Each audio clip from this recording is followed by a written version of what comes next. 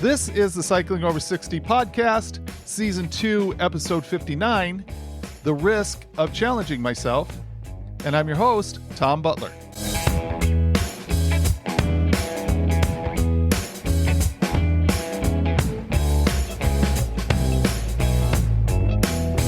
Here I am for another week and another interview as I share conversations with people who are helping me understand how to use cycling to get and stay fit later in life. First, here is a depressing update on my journey. For over a year, I've been planning to ride from Anacortes, Washington, across the state to Newport, Washington. So last Monday, I dipped my wheel in the water in Anacortes and headed out. The reality is my attempt to do this ride ended at only about 60 miles in. About 40 miles in, I started to experience some pain in my left knee. This has happened before, but I also experienced it working itself out.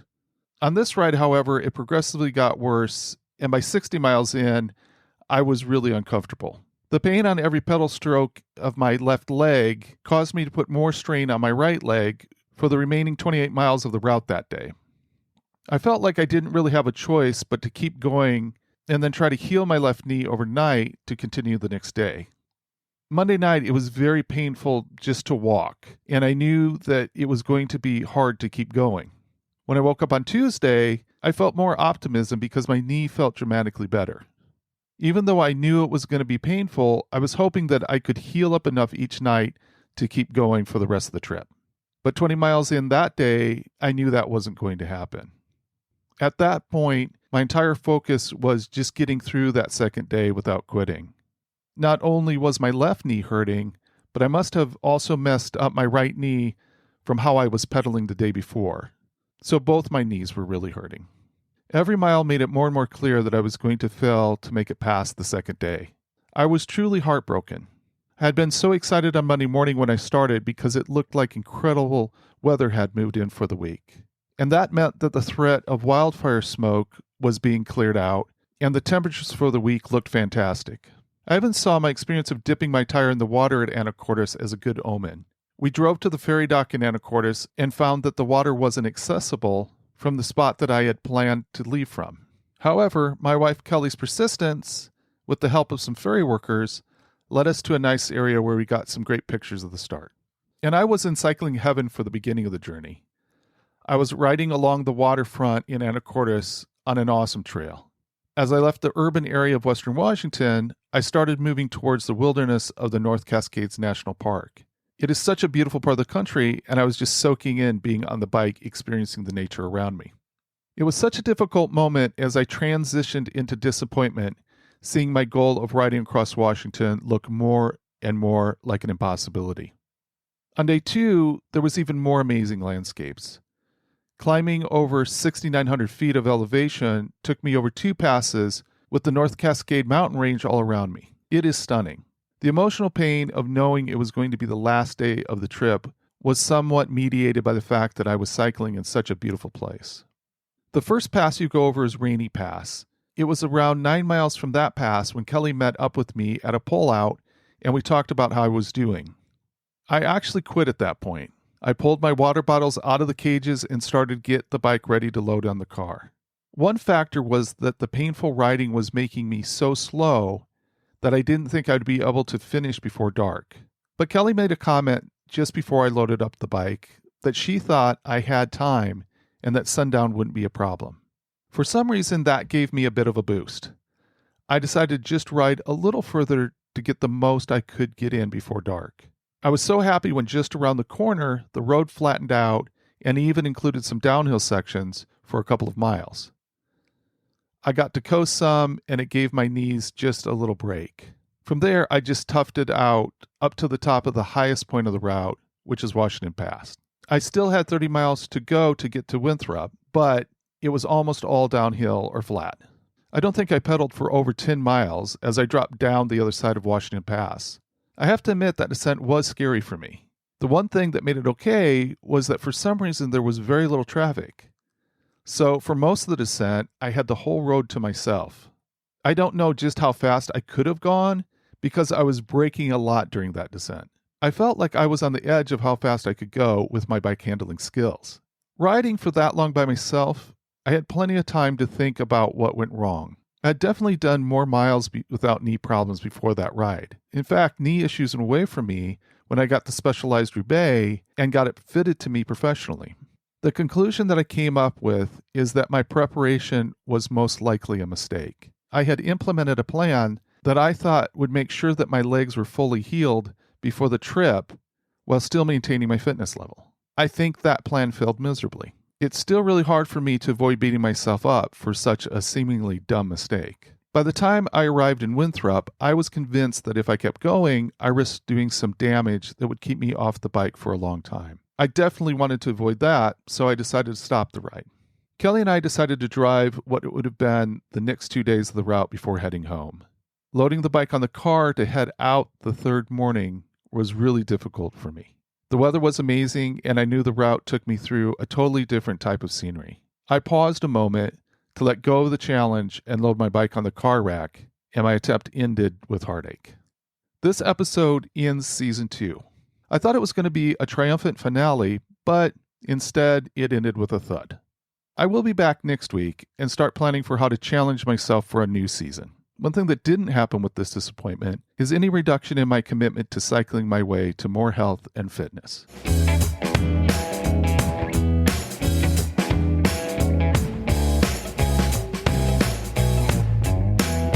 No doubt about it, I was very disappointed to end my attempt to ride across Washington the way I did. However, I guess this is the risk of challenging myself. If I am pushing myself, I will fail at times. It's important that I find a way to bounce back from disappointment if I'm going to keep achieving new goals. I think this is a common experience for people who challenge themselves.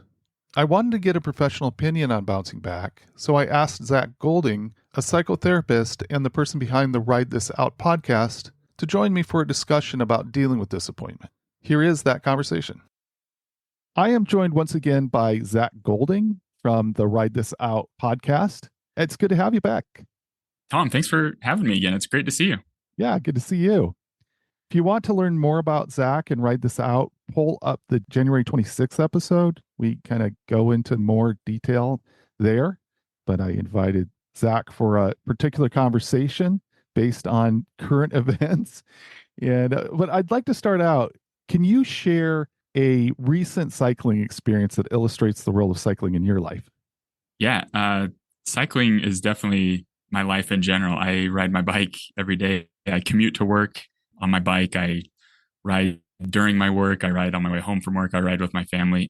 But just today, that's one thing I'm really excited about. We do our bike buses on Fridays, and we're recording this on a Friday. And so I have some young kids, and we've started a bike bus. We've been definitely inspired by seeing all the different videos online. Sam Balto, up in Oregon, and I've become pretty good friends with him, talking with him. And so it's really inspired us to do our bike bus. And so we've got that going. And today we had our biggest turnout. We were super excited. We had the principal come out and ride with us. So basically, I mean, if your listeners don't know what a bike bus is, it's just a group ride, bunch of kids going to school and just trying to help motivate and get more kids out on bikes and get them riding to and from school. So it's been super fun. I'm really excited about that, what we've been doing with it.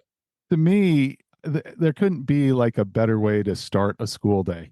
Get the blood moving, get the oxygen flowing, and just like start your day off in a really fun way. So it's really cool. I have not checked out if there's a bike bus in my area, but I'd like to get out and cheer them on. Sometimes you see people on the side of the road cheering people on, and I'd like to be one of those people.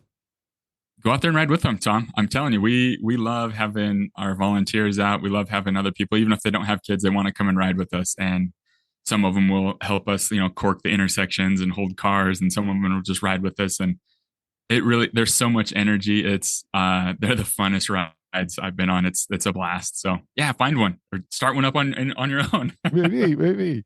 Well, you're jumping on with me on short notice, and I'm really grateful for that. I thought this week's podcast was going to be very different than what it turned out to be. I thought it was going to be a celebration, and it's not really a celebration for me. And my hope in having you join me this week is to try and make the most out of what seems to me to be a terrible situation. I set out at the beginning of the week with the goal to spend 5 days riding across Washington. and I made it 2, and it was rough making it 2. And that was just so disappointing to me. And I'll get into that a little bit as we talk, but I don't want the disappointment to sidetrack my progress. So I thought it would be helpful to talk with you about it. I'm going to start out not really close to this, but in a related way. Could you talk a bit about goal setting? How do you conceptualize goal setting? In my day-to-day job, I'm a therapist. I'm a mental health therapist. I work a lot with people on just things that are going on in their life that they want to change, essentially, or they want to just discuss. And one of the things that I always ask them on is, where are you at right now, and what do you want to improve on? What are those areas you want to improve on? And it could be a slight improvement here or there, little adjustments. It could be a major improvement. A lot of times it's a change in behavior, a change in habit.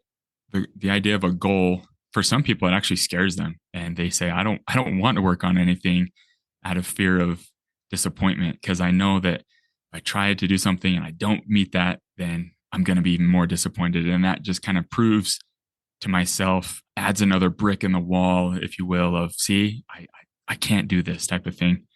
And so my approach, it all depends on the person and where they're at. Some people are really gung ho and they have amazing goals, and they meet them, right? And other people, it's really hard to discuss that. So there's a lot of different forms of methods of, goals. There's SMART goals, there's, short term, long term, internal, external, like all these different types of goals that we can have. But at the end of the day, yeah, just that self improvement and that improvement with our relationships or anything else. And so goal setting, I love it. It's definitely one thing that I try to use a lot of in my life. But yeah, helping other people reach those goals, it's powerful. It's a really cool experience. I know that I could always set safe goals, but it seems like that isn't as valuable as having some goals that are really challenging. One of the hashtags I was using for my posts, or I planned to use all week for my posts, was challenge yourself. How do you see this as far as setting some goals that are really a stretch? Yeah, I'm all for it. I love the stretch of goals, because that's when we grow, is when we're outside of our comfort zone. Now, the thing that you have to be a little bit aware of is, again, what kind of person are you? Are you the kind of person that, if you stretch yourself knowing this might not work out, how is going to be my reaction to it? Has there been progress in this journey, and I can be satisfied with that? Or are you the type of person that's, I didn't meet this end goal, therefore I have failed, right? And you kind of have to ask yourself that question when you're approaching these more challenging goals, and really look at that introspective, like, okay, what's my thought process through this? But absolutely, yeah. I mean, challenging ourselves with tough goals, like I said, that's when the growth happens, when we have to step outside of our comfort zone and have to push ourselves a little bit. So safe goals are wonderful as well, and they can kind of help build that momentum and build that confidence. But that challenging goals, it's super important. Absolutely, Tom. And it seems like a consequence of doing challenging things is that sometimes you fail. At one time, I spent a little time downhill skiing. It's not my thing, but it was like, okay, if you're going to get better, then you're going to fall sometimes. And it's like, the old saying, it's not how many times you fall, it's how many times you pick yourself up. Do you think that perspective is really valuable, or have you experienced that perspective is really valuable, that it's about picking yourself up after a fall? Oh yeah, I mean, if you look at a lot of our sayings in our culture, if you look at a lot of different superheroes or movies that we experience, that we go through, it's all about how that person bounces back and how they come out of some kind of hardship and out of some kind of failure, and what do they do with that failure. So the value is definitely immense. And so the value comes from that perspective of recognizing and understanding, okay, there's a disappointment here, but what can I do to learn from this? What can I do to make progress and continue forward, instead of letting it just eat away at me and end up in a kind of downward spiral and just kind of self-loathing and feeling stuck. And so yes, all the time I'm talking with people about this, and they recognize that, like, hey, I've messed up in this area, or I'm really struggling in this area, that area, and helping them recognize that it's not just all about, the failures, but like, what are the other times when you have seen success, and kind of building on those, again, those smaller successes, and building that momentum, and helping them recognize that, hey, because you've accomplished these other things, like, you can bounce back from this failure. You might have to adjust some things, you might have to be flexible, but the value absolutely comes from that bounce back, and from, learning everything. And you look up, there's if you just Google quotes about failure, right? I mean, thousands of them come up, and there's so many just wonderful ones. I mean, Thomas Edison, right? I when inventing the light bulb, I didn't fail however many times. I figured out how many times not to make a light bulb, right? Like, just that perspective of, I learned through this struggle. I learned through this process of what not to do and what to do. And then it helped guide that course. So, yeah, absolutely. And like I said, in our culture, there's so much value that we can learn from other people's failures and bouncing back from that. So I love it.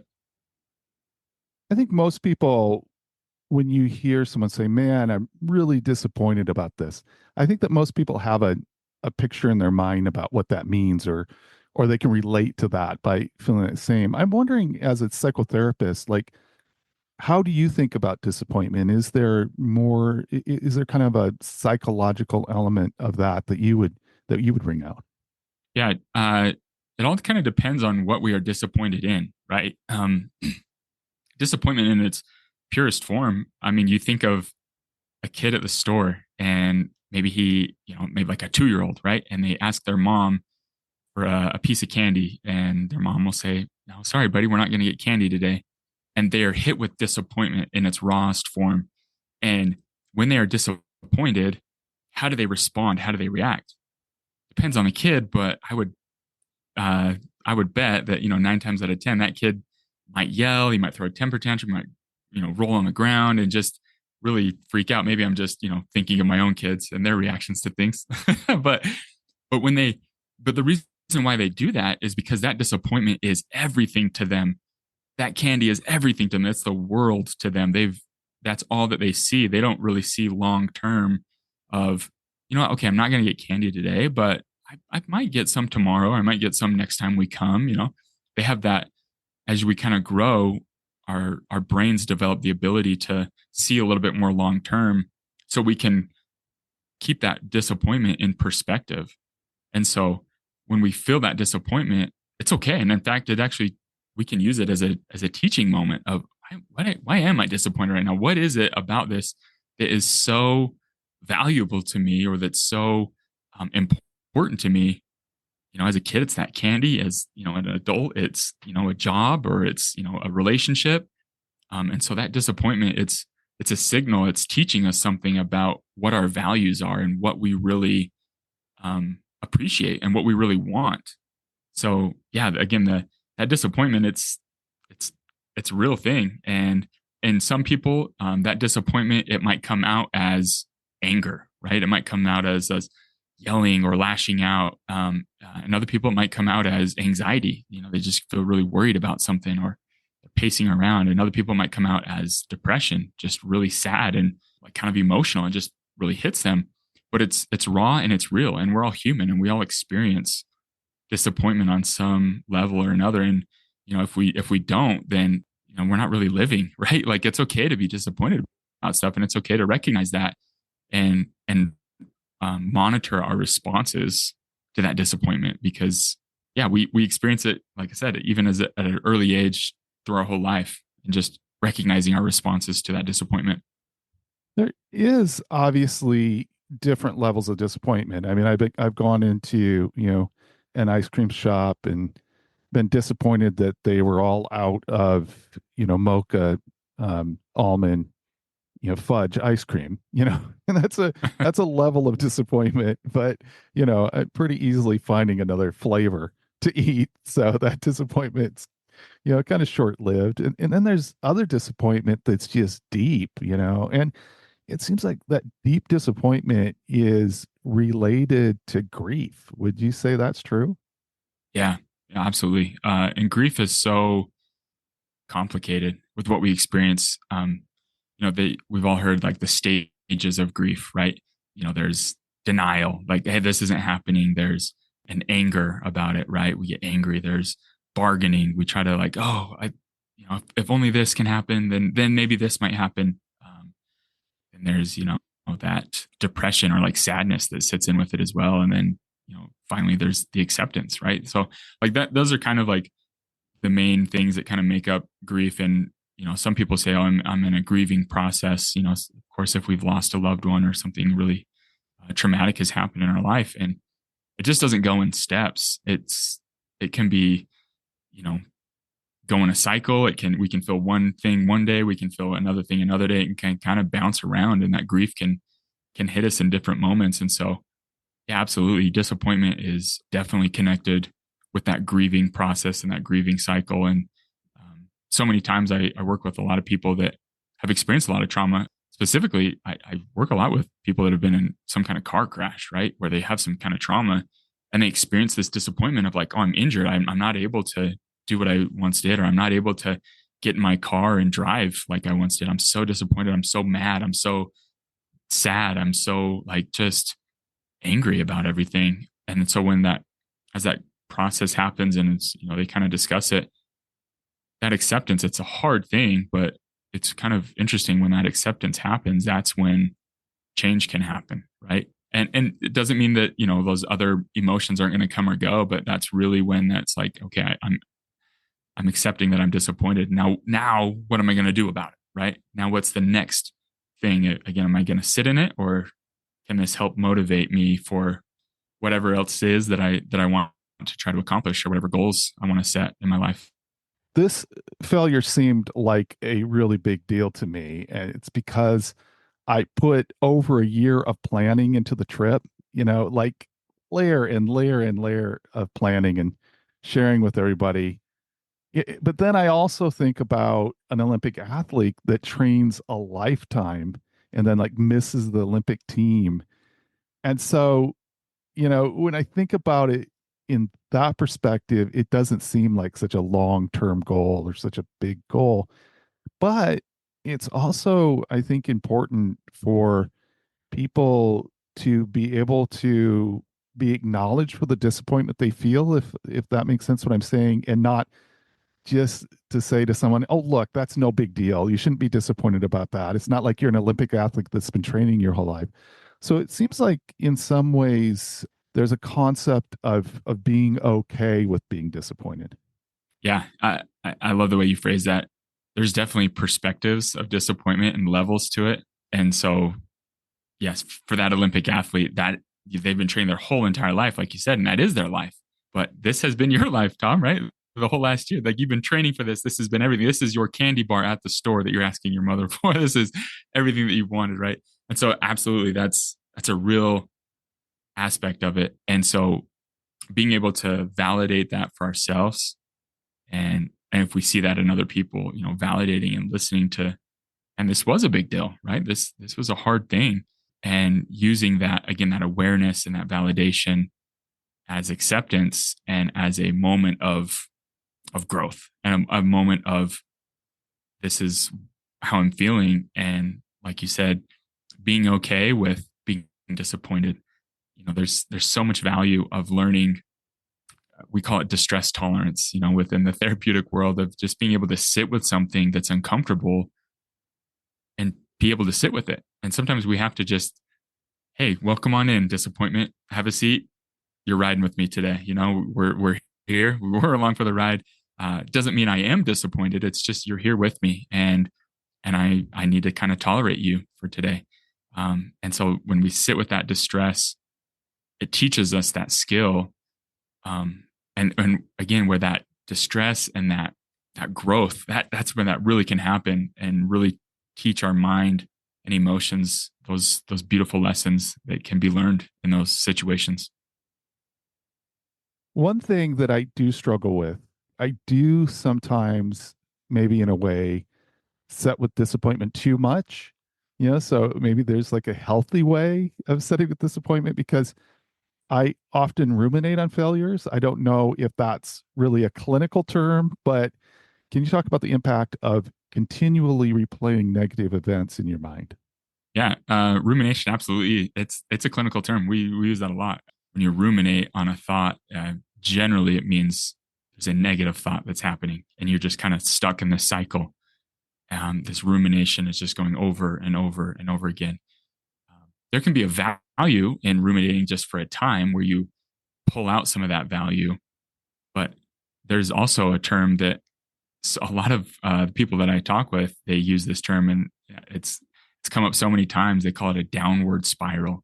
This this spiral that they just feel like this thought leads to this one, that leads to this one, and you just start going down this loop and this cycle. And so at that point, absolutely, like that's not beneficial. So it's good to recognize, hey, where am I at? What in our brain is we have different neurological networks going on. And in one network, a lot of similar things are happening. And so when we start to recognize, hey, I'm kind of ruminating on some negative thoughts. I don't really want to hang out in this network for too much longer. I kind of want to, okay, how do I bridge this gap? And I kind of phrase it also like if you're on a highway, if you're going to different, areas on a map or different neighborhoods, and you're like, this one doesn't really feel too well. I kind of want to get over to this other area. Well, how am I going to do that?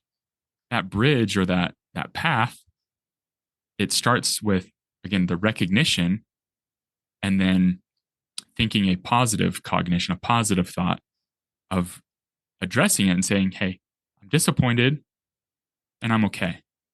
I'm disappointed and I've learned from this. And so then that can kind of hopefully, again, fork off the road and kind of go over to this other area, this other uh, neurological network in your brain, where instead of it becomes a downward spiral, it becomes a growth aspect, a moment of learning and within just that thought process. So rumination, it's completely normal. It happens all the time, absolutely, but it can definitely lead to very hard, and I don't want to say negative, but I mean just a negative overall experience of just kind of feeling really down on yourself. And so a lot of times also it leads to a sense of shame. We attach, I didn't accomplish this thing, I'm a failure. I'm a failure. So then this must happen. So then this must be true.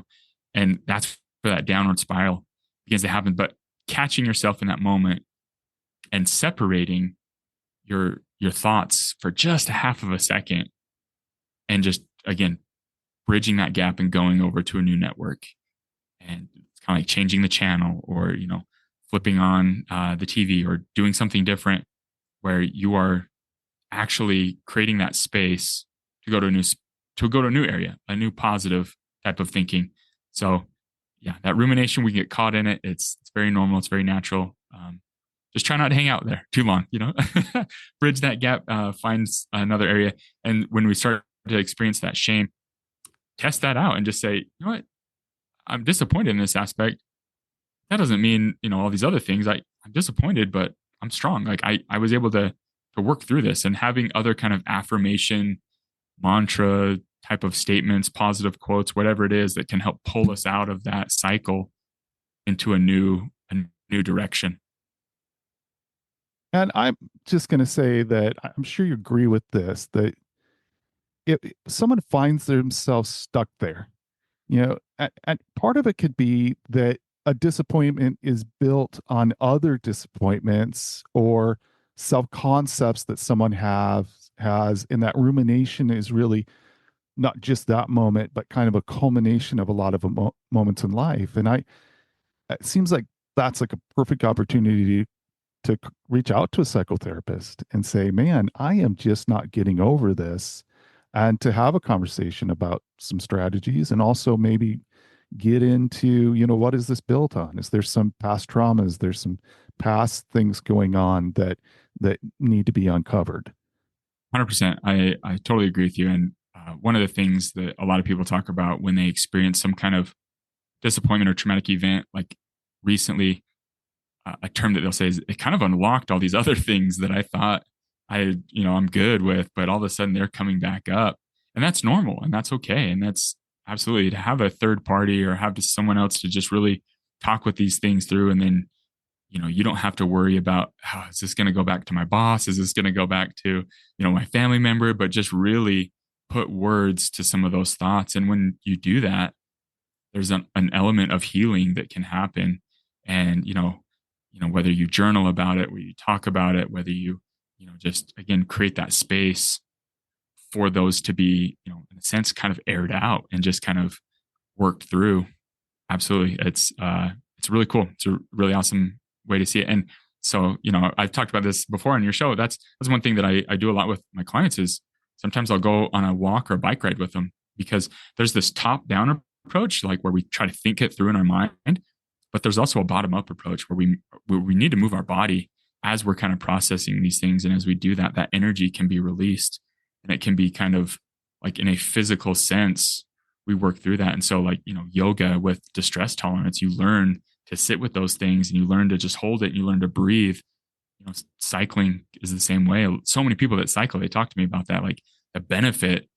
It helps them just kind of process their mind and work through some of that stuff. So, yeah, it's a fascinating aspect of it, but letting our body from that bottom up approach heal as well is super important. When it became evident that I wouldn't continue to ride, my wife, Kelly, and I decided to continue the trip. She had the whole week off, and we had places reserved to stay in and everything. And, just enjoy some time together and see a part of the state of Washington that we've never seen before. But I can be grumpy. And I knew that I had to like park that disappointment. Mm, That it's like, okay, the disappointment's going to be there after the trip, but I need to kind of park it so that I'm just not a miserable traveling partner, the whole time, and just be emotional about it. So we came out of the hotel room, and the last thing I did was load my bike up on the bike rack. And so I took a moment at that time and just, said, okay, I'm gonna let this go. yeah, And I'm getting emotional talking about it right now. yeah, I got emotional then. I cried, being yeah. emotional about it is a pretty safe way to say it, but I like cried at that time, which I think is a little bit of a funny picture. If somebody was in that parking lot and seen this man crying as he puts his bike on the bike rack, they might not have understand what was going on, but I really felt it. So I'm wondering if you have some thoughts on a moment like that. Tom, thank you for sharing, honestly, to open up about that and put yourself in that position, right? Vulnerable, and just discussing that. It's hard and that's heavy. And that shows that how much this meant to you, right? I mean, you've been planning everything. So I'm curious though, when you had that release, when you had that emotion, did it help? I love the verbiage you use there, park it. You park that disappointment. Did it help with that process, being able to park it, having that moment of just emotion and then going on with this trip with your wife? Well, that is a great therapist question to ask, I would have to say, but it did, and it wasn't perfect. So there were a couple things that happened. One was that we'd be going someplace, and I would just, it would just hit me like, oh man, I didn't make this. This was day three. I didn't even make it to day three. So it'd come up, and then I'd be kind of like remind myself, okay, I'm not. I'm parking that. I'm not going to Yeah, get in that. And then there were other times, we're just in beautiful country. And it's like, oh man, I wish I was enjoying this riding a bike. And that was a little different energy, than the disappointment. It was a thing of appreciating like how great it would have been to experience this environment on a pace of a bike, but it wasn't the same kind of like gut punch kind of thing. yeah, yeah. And again, great awareness on your end of like recognizing how disappointment affects you and could potentially affect your relationship, right? Because sometimes, yeah, people, myself included, when we get disappointed and that grumpiness can just take over, right? And all of a sudden, that's who we are for the next week or 2 weeks, and that doesn't really help anybody in their relationship, right? So, but it's again, that healing process, the awareness, recognizing it, parking it, and just saying, hey, I will deal with this grief or this disappointment now, but I will also deal with it later. Like I don't need to let it just take over. And yeah, so there's a concept as well that, where this idea of you put something in a container, right? So, or park it, right? I love this like kind of bike analogy where I'm just going to park my bike over here, and I think of sometimes I get a flat tire or something and I just get so frustrated by this, right? And I'm like, I just got to leave it. I just got to leave it right there. I'm going to deal with that later when I come home or another day or another time or some kind of repair. But that ideology of just, hey, I'm gonna park it. I'm just gonna let that sit, and we'll come back to that when I am in a better headspace, feeling a little bit more stable. But yeah, just being able, that awareness and being able to just say, you know what, I don't have to just sit in the hotel room, or I don't have to just sit in a car and being miserable. And of course, you're gonna have those thoughts of, man, this would be so much better by bike, but hey, at least I'm here, right? And that's another skill or another strategy that we can use is that phrase, at least, at least, and the sounds kind of silly, but thinking possible worst case scenarios, right? At least I'm alive, right? At least I'm still, moving. At least I'm have the ability to be out here. At least I have, this car that I can ride in. At least I have this nature, right? Helps us appreciate that gratitude and that grateful. And that's another form of, again, bridging that gap of going to a new neurological network is the gratitude and just the mindfulness and just being in those moments. It's interesting as you're talking, like there's thoughts that are coming up in my head. And one of those is that I almost felt guilty, Mm-hmm. like I had, again, I transitioned out of, okay, I'm not doing this trip the way that I had hoped to do this trip, that I had in my mind visioned this trip being like. I'm in a car with my wife, and which was super enjoyable. We one thing on the bike, I wasn't pulling off on lookouts and stuff. I was kind of focused on going, but my wife and I in the car, we had the time to pull off and just see some really cool, beautiful nature. And there was, I think there's an element of almost guilt there. It's like I should be miserable right now. I just majorly failed, and I should be miserable. I shouldn't be happy. I don't think that ever really got in the way, but as I think about, there is that sometimes there's that thing of, man, I'm really enjoying myself, and that's wrong because I just blew it. So No, I hear you. Sometimes, I mean, this sounds great. I sold my car not too long ago, Tom. I never drive my car. I never drove it, and so I was like, I'm getting rid of this thing because I'm not paying more insurance on this thing. I bike everywhere. We still have another car. We're just a one car family now. But every time I sit in this car, I'm always thinking, I should be on my bike right now. Like what, why can't? But instead of just like, no, I'm here. I'm in the moment, and let's just appreciate this moment for what it is. Right. The grass is always greenest wherever you water it. If we're thinking about another aspect, this would be so much better, I should be pushing myself in this way or that way, and I'll just be content, be happy, be in a situation where you can just be and be at peace in those moments. And so that is an ever-ending loop for sure in our minds, that we want to push ourselves and we want to have this progress, but it's okay to relax every once in a while too. It's okay to just appreciate and just kind of be there as well.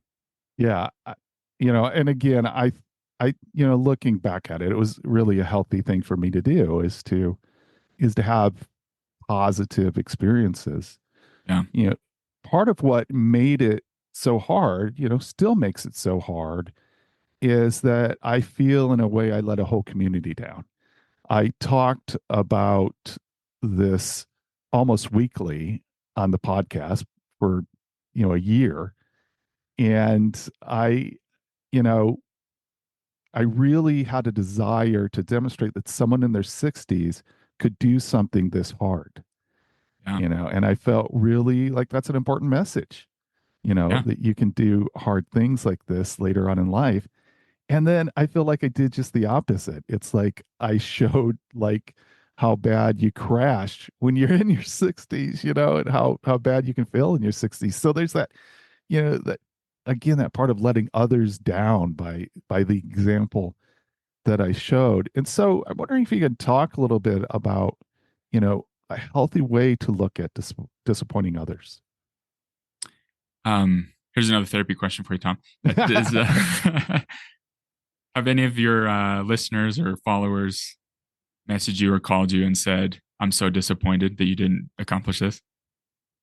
No, all those disappointed people are no longer talking to me. No, no. I, I think the answer to, the answer to that is no. And I think there are very few people that, are sitting back and going, wow, what a disappointment he is. Mm-hmm. I, uh, I put out there in the world, on Instagram, hey, I'm dipping my tire in the water in Washington and Nick stop Idaho, Yeah, and so, you know, there might be somebody out there that said, wow, that really flamed out fast. It's possible, but yeah, they're not sharing that with me. And I think that that would really be, you know, intellectually, I know that that would be a minority of people. And it's actually just the opposite, you know. So, yeah. yeah. And again, our harshest critics are ourselves, right? And it's okay to recognize that and to just be like, oh man. And sometimes we can kind of project that, like, oh, or think that, all these people are so disappointed in me. And like you said, there's probably the opposite. I would think that they're, just kind of like empathetic towards you, right? Of like, oh man, Tom had this goal. Oh, I'm so bummed for him, right? Like I'm bummed because he's bummed, like, because that would have been so cool for him. But yeah, that when we disappoint others or when we feel like we disappoint others, again, like kind of fact checking what it is that we did that was a disappointment, like, the parent analogy as well, right? Like, I'm just disappointed in you, right? Like kind of the guilt trip of like, hey, you didn't do what you were supposed to do. Um, that rarely happens anymore now that you're an adult, right? Like no one is ever going to really say, I'm just really disappointed that you didn't get this done. So it's almost like this, it's programmed in a way. But again, disappointment, it's a signal. It teaches us something about stuff. And if we feel like other people are disappointed in us, that's a signal that tells us something, like people care about us. People are following us. People appreciate, like what we're doing and my goals. And so, um, yeah, again, it can tell us something a little bit more about our environment or our community or ourselves as well. I'm hoping that it illustrates something else. Again, I wanted to illustrate at 59, I started getting about on a bike, and in just 2 years, I was able to ride across Washington, do 25,000 feet of elevation gain.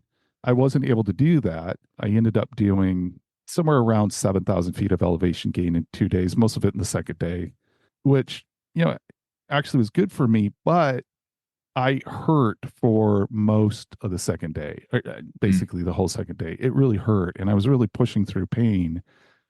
And I felt like it was possible that I was going to do some damage that would set me off the bike for a long time. So next weekend, I'm going on a backpacking trip, which is actually a very strong message for me and might be a strong message for other people. Is that despite right now I'm sore, and I've been sore for the last 4 days, but I'm healing. So the even at 61, and having done something that did hurt me, I can still heal from it, and so I might find out that in a couple days when I throw a backpack on and kind of see how it feels and do a little bit of test of my knee that it's not going to be healed in a week, but I feel really comfortable that I will be back on the bike again. That if I push myself a little bit too far, then I can heal, and I think that's a good message too.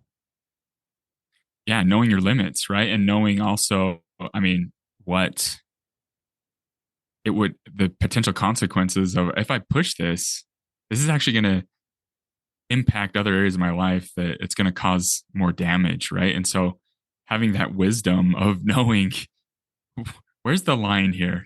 Where, how do I want to cross this? Do I want to push it? Or do I actually want to enjoy, this backpacking trip, do I want to do other things? And yeah, that lesson of just healing, we, we live in a world where we just want things right away, instant. We don't really want to sit and heal. Time heals everything. And with that time, healing our body, healing our emotion, healing the trauma, healing our mental state, like it just helps. We have to sit with it and we have to let it heal. And so great awareness on your end though, Tom. I mean, and holy smokes, 25,000 feet. How many people do that anyways? Is that a common ride? Well, I tell you, it seemed like I was constantly meeting people that did it. And so that was one of the things where I'm like, okay, I think I can handle this. Yeah. Now, another part of it that's really hard about this situation is that I feel like I did something that when I look back at it was really stupid. Mm, So again, I knew it was going to be a challenge. And so I chose a routine in the last 2 weeks thinking that it would put me in a better place. But I think it might have actually caused the failure instead. I mm, probably should have stuck with like a familiar routine rather than trying something new, which yeah. seems really obvious right now. And so, there's this thing of, there's a difference between a failure that's caused by something out of your control. At one point there were wildfires, and the wildfires, if the weather would have been right, the wildfires might have shut this down. That would have been something totally out of my control. That's very different than dealing with the disappointment of something that I look back and go, well, you did that to yourself, dummy. You should have known better. So, kind of that difference in disappointment between like something I did and something out of my control, that seems like a significant factor. Can be, absolutely. But I would also say too, like, our body has limits as well that we can't really control, right? And so again, listening to your body in that situation and then controlling it from there. But I hear you. Yeah. Like we think, oh, if I would have, and you always look back on stuff, you always think of, I should have done this. I should have done that. Why did I do this? And again, that's a moment of learning from it. Absolutely. But with, yeah, as you're approaching things and recognizing it, I just also want to say too that, you were meeting so many people that had done this ride and given you this, like, oh, well, I can do this too. But I mean, again, that was your world. That was your perspective, right? When ideally, I mean, how many people have really done it? Like such a small percentage, right? But in our minds, we think, oh my gosh. So we have this expectation. And then we just think, if a fire would have shut it down, you would have had a totally different disappointment, right? You still would have been disappointment, but it would have been a different form of disappointment. And so again, just that recognition of, okay, what is this teaching me about myself? What is the message that I'm receiving? And am I open to it? And, how will I adjust and change as I move forward? I mean, to be real, I don't think I would have learned as much about where I am physically if Mm, fire would have shut it down. It would have yeah. shut it down before I summited the peak that I summited.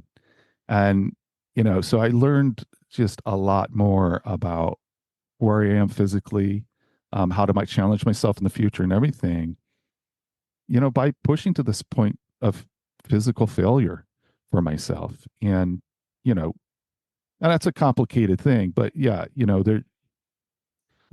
it's a factor there that, you know, that I can hang on to. And actually it makes me think of a concept of growth mindset. I mean, you're talking a lot here about discovery and at a time of disappointment and learning things and, hanging on to lessons. And, you know, it, is growth mindset something that you have become familiar with in your work? Absolutely. I love growth mindset. There's the growth mindset and the fixed mindset, right? And there's so many lessons to be learned. Like when we have that growth mindset, we look at challenges, we look at failures, we look at disappointments as opportunities to grow from. versus failures. We can label ourselves on those things as well, right? I mean, back to your other question, sometimes we put this label on ourselves of this, I'm so stupid. Like, why did I do that? But in the growth mindset, we just say, okay, like, and just how you phrased it, I learned from this experience. I learned how much I can push myself. One aspect of growth mindset that I love so much is it's called the power of yet, where, we might say, I'm not going to climb this mountain on my bike yet, right? That word just yet, it gives us a little bit of like, hey, I still might be able to do this versus just completely shutting it down. We got to know our limits. We got to know our expectations. We got to adjust to those things. But a lot of times, again, I'm working with people and they just say, there's no way I can approach this. There's no way I can get this job, or there's no way I can be happy. But instead, just shifting that just a little bit and just saying, I'm not happy yet. I don't have this job yet. Opening that door of that hope and that idea of I can still attain this. I can still work for it as long as, realistic. But again, knowing those limits, knowing those expectations. But yes, I love the growth mindset model. It's powerful. It's a really powerful mindset to. I am curious about mindfulness and meditation practices to help individuals manage the emotional turmoil associated with disappointment. I mean, there's obviously, ways again to get in that, that rumination and getting deeper into the disappointment and making it huge. And um, when you think of like preventing that or interrupting that or whatever, do you see mindfulness and meditation practices as something that can help? Absolutely. Absolutely. Mindfulness, meditation, just being, again, present in the moment, being able to recognize how you're feeling. And one of the best ways out of something is going through it. You have to feel your way through it, kind of like we were talking about with that distress tolerance and just sitting with it. But there's also some awesome guided meditations that you can access, like self-compassion type of meditations where you're sitting and you're breathing and you're recognizing and you're just saying, I have gone through a hard thing. Like I've been through some stress, and, validating that for yourself and, kind of either through breath or through, tapping, whatever it might be, of just really helping ground yourself and recognizing that I can heal from this. I can move forward from this, and I can have strength in this aspect too. Being able to pause and just sit with some of those emotions, again, that acceptance gives us that strength to move forward. So, and again, being on a bike, being outside, those are some of the best forms of meditation, best forms of mindfulness, but also sometimes just sitting and, we want to be as efficient or as productive as we possibly can. I'm as guilty as this as anybody, listening to as many podcasts as I can, listen to as many books. Every spare second of the day, I'm trying to consume versus just sitting and just letting our thoughts come and go and just recognizing them for what they are. There's no good, there's no bad thoughts. They're just coming and they're going, just like clouds in the sky. And we just sit with that. It's a very Zen-like, mindfulness approach, and just recognizing where we're at. And so I would definitely encourage that for anybody to just take 5-10 minutes and just sit and just let your thoughts kind of go in and out and just recognize them. Don't listen to anything. Don't text anybody. Don't write anything down. Just sit and be and just breathe. I love it. We talked about the community a little bit, and it's kind of this weird thing. There were some really just wonderful comments, like really empathetic and understanding comments. And there were a couple comments like someone said, hey, don't let it get you down, something like that. You're still a badass for what you did in the 2 days, and that feels good, but at the same time, there's this weird thing where like I almost want to put up a shield Mhm. so that that positivity doesn't get to me. Almost like I want to sit in the disappointment, like it's valuable to feel the pain or something. It seems really weird, but do you kind of know what I'm talking about? Absolutely. And sometimes, people and maybe you fall into this category too. If someone gives you a compliment, you always, or not you, but we generally will say, oh, well, it's this, it's because of this, or it's because of this. We try to explain it versus just saying two simple words. Thank you.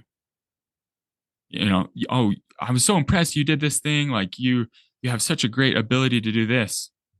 And instead of saying, oh, well, it's because of this, it's because of that, you just say, thank you. Just accepting that.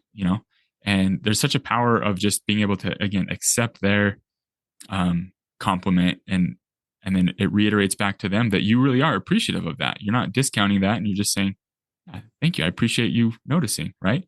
And then it can just open up that connection, that relationship as well. But it's a hard thing. Absolutely. We want to, like you said, we want to shield it off. We don't want to, let any of that positivity in, because then that positivity might, creep back. And, I want to sit with this disappointment. I want to be a little bit miserable right now. I'm not going to get over this, but, allowing yourself that space and that time whenever you're ready, and recognizing that, hey, I do have some support here and I appreciate it. Like, thank you guys.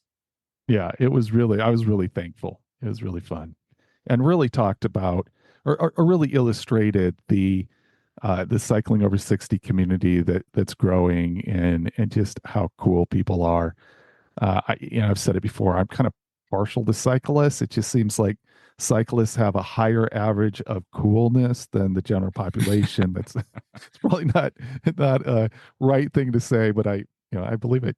So And that's what you're doing, Tom. Like, you've kind of built that community, right? You've connected it, and you've inspired a lot of people. So that's amazing. That's awesome.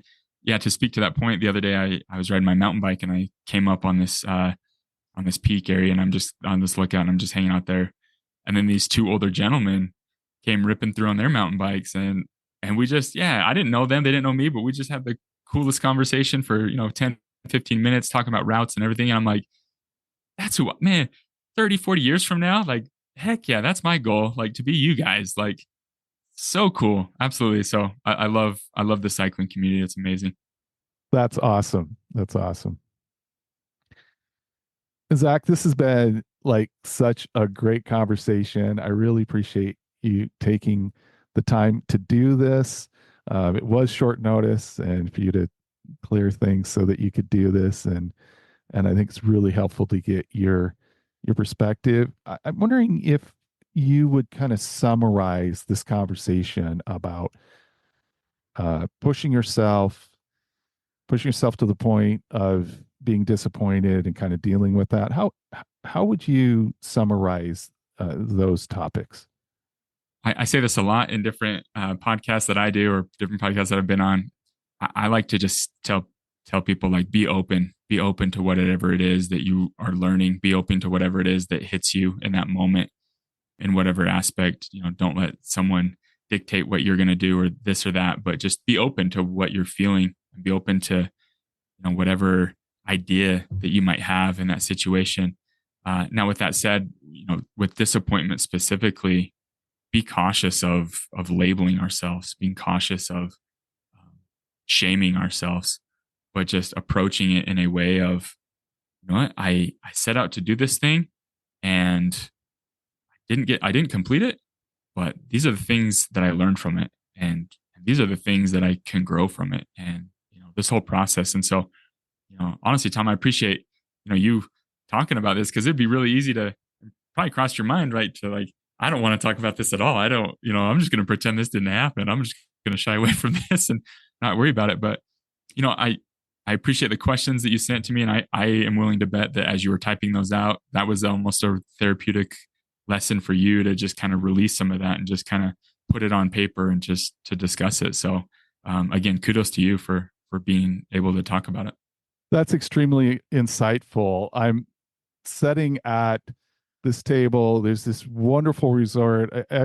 Anybody, if you're looking to travel in north central Washington State, there's Wanacott Lake, and we were in a cabin kind of overlooking Wanacott Lake. I'm sitting at a laptop typing out the questions, and like, very insightful.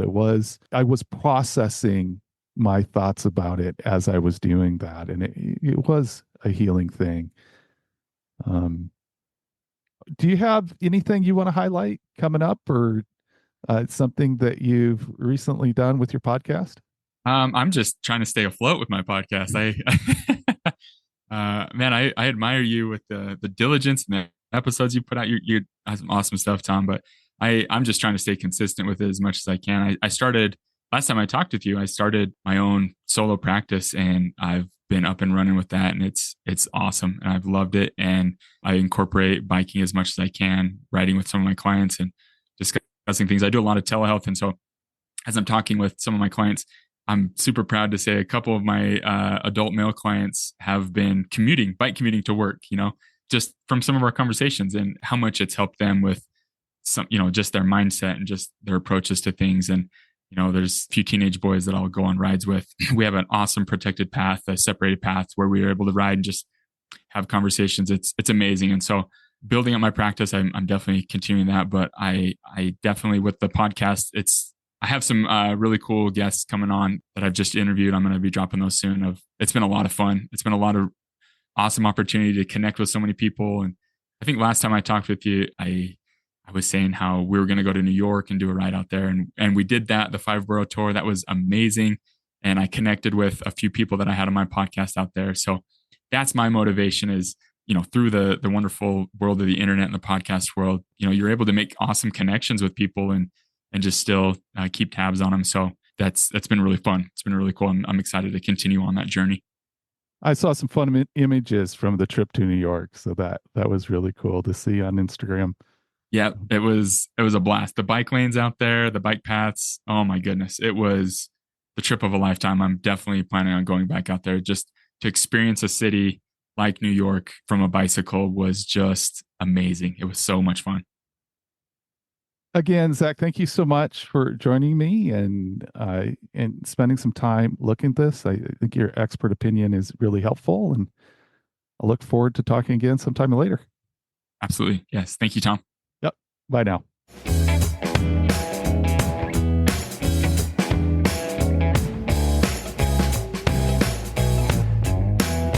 Since I first encountered the growth mindset concept as a parent, I have been focused on how I can have this kind of mindset. And that is what I am working on now, as I am still trying to put the disappointment behind me and look to future challenges. It really meant the world to me to get the encouraging messages from those of you who reached out after I posted that I would be stopping the ride. I really love the community that is growing with the Cycling Over 60 Strava Club. I will be back next week with more plans for the podcast and for the community. I hope that you are making the choice to challenge yourself, despite the fact that, like me, you might experience some disappointments along the way. And remember, age is just a gear change.